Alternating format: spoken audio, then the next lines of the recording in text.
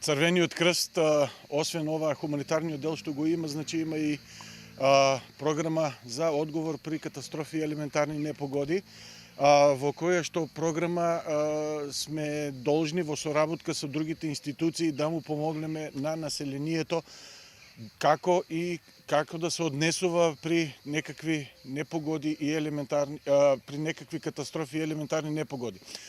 Едукативниот дел кој што посебно го имаме денеска, го правиме посебно према најмладите наши волонтери, како да се однесуваат при вакви непогоди и како самите да можат да се заштитат.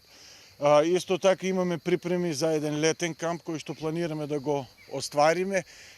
Младите лица, нашите млади волонтери сакаме да бидат обучени како да се однесуваат на непристапен терен и на терен кога би дошле во една неповолна состојба.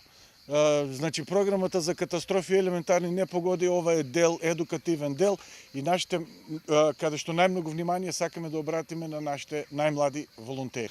Значи, денес Дирекцијата за заштита и спасување изврши обука на волонтерите во Црвен крст за подигање на шаторски населби. Самиот Црвен крст има обврска во случај на елементарни непогоди да дига шаторски населби, да ги оспособува и да прима луѓе кои што го изгубиле живеалиштето или нема каде да престојуваат.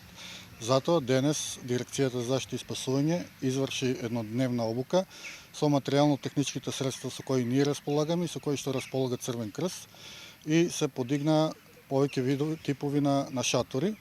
Тоа е во смисол на едукација на волонтерите да бидат спремни секогаш и во секое време. Значи, доколку се случи елементарна непогода на подрачјето, да кажеме на подрачјето на Стрмица, самите граѓани не можат да подигаат шаторски населби, бидејќи тие шаторските населби се подигаат според правила. Значи, на едно лице колку квадрати му следува, каде треба да има санитарни чворови, бањи, шатори за деца, шатори за возрастни. Значи, тоа го прават стручни екипи, односно екипите на Црвен крст и екипите на Дирекцијата за заштита и спасување. Граѓаните само треба да знаат на кое место е шаторската населба и каде да се обратат.